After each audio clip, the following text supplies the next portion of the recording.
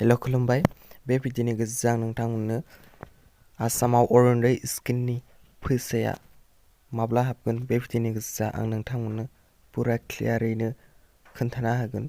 सननानै नोंथांमोना भिडिअखौ जोबजासिम नायलां आरो नोंथांमोना भिडिअखौ जागायनायनि सिगां जुदि दासिमबो चेनेलखौ साबस्क्राइब खालामाखैब्ला अन्नानै प्लिज साबस्क्राइब खालामना ला आरो साबस्क्राइब खालामखांनायनि उनाव बेल आइकनखौ थुनानै अलाव सेलेक्ट खालामना लायोबानो जाबाय।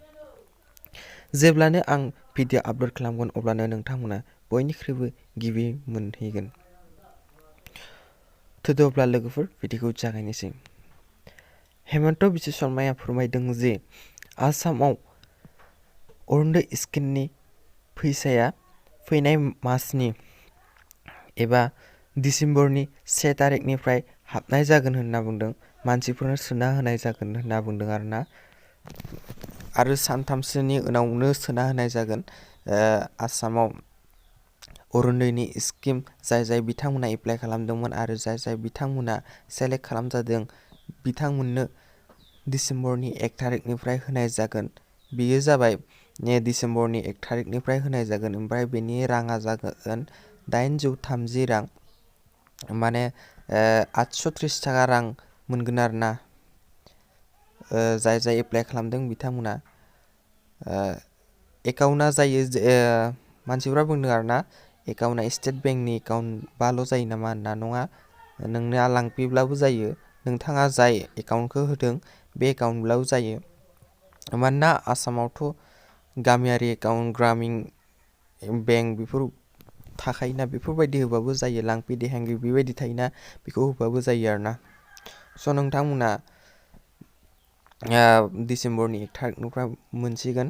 हेमन्त बिश्व शर्माया मैया क्लियारैनो फोरमायना होदों जे आसामाव डिसेम्बरनि 1 तारिखनिफ्राय बेखौ बेनि खामानिखौ मावगोन आरोना। बेनि खामानिया स्टप जाना दंथ'योमोन मानोना भाइरास आरो बिदिनो बिटिआरआवबो इलेक्सननि दावराव बिदि जागासिनो दंमोन ना, ओंखायनो माने बेखौ मावथ'नाय जायाखैमोन। आरो आंनि आन्दाजाव आरोना बिटिआरना दानो जाथ'नाय नङा। बिटिआरनि बायजोआव थानाय आसामाव जेसेबां बाहेरायाव मानसिफोर दं बिसोर फैनाय मासनि एबा डिसेम्बरनि 1 तारिखनिफ्राय बेखौ मोनगोन होनना आं आसा खालामो।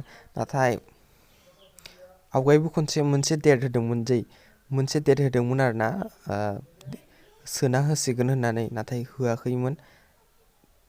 देग्लाय मा खालामो बे बाराव आंनि आन्दाजावथ' होनांगौ आरोना। बिसोर डेट होबाय जेथिया सोना हरनांगौ।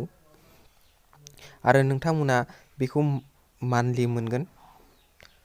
जेनेबा बे मासाव मोनबाय आरो नेक्स्ट मान्थआव मोनगोन मोना बिदि सोंलु थायोना, बेबायदिनो गोबां मानसिनि गोसोआव सोंलु थायो। नाथाय बेखौ मासे मोनगोन आरोना। मोनफ्रोमबो मासाव मोनगोन बेखौबो 830 रांख्लाय नोंथांमोननि थाखाय जोबोद मोजां होनना आंबो सानो आरोना। मानोना जोंनि गोरिब न'खरनि गोबां सुबुंफोरनो बियो हेल्प खालामगोन। जानाय लोंनाय बायदि गोबां खामानियावनो हेल्प खालामगोन आरोना। स' लोगोफोर भिडिअआ बेसिनोमोन। नोंथांमोना जुदि भिडिअखौ मोजां मोनबाय अब्ला प्लिज लाइक खालाम आरो नोंथांमोना हाजासे शेयार खालामना हो आरोना। नोंथांमोना आसामनि अरुनदय स्किमनि फैसाखौ फैनाय मासनि 1 तारिखनिफ्राय मोनसिगोन आरोना। बेखौ आसामनि मन्त्रि हेमन्त बिश्व शर्माया क्लियारैनो फोरमायना होबाय डिसेम्बरनि 1 तारिखनिफ्राय मोनसिगोन। स' लोगोफोर बाय बाय।